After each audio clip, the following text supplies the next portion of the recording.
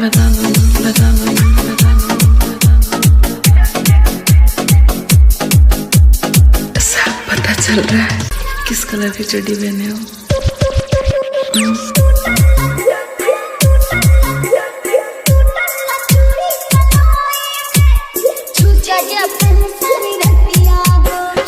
आज चड्डी नहीं पहने हो ना।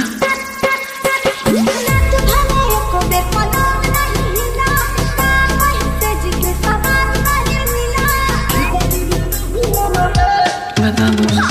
डीजे पारस निषाद।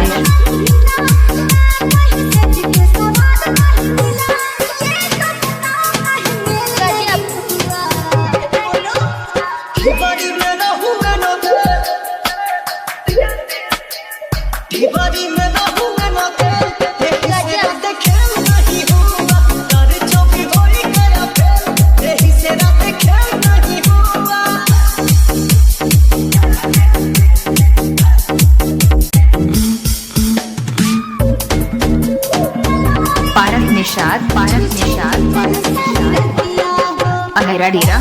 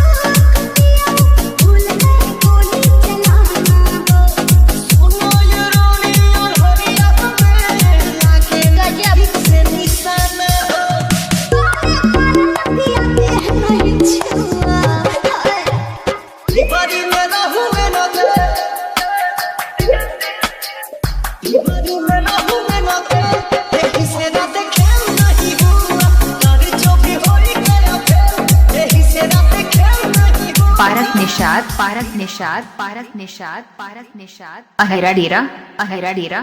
मोबाइल नंबर 89 83 46 11 69 पर संपर्क करें।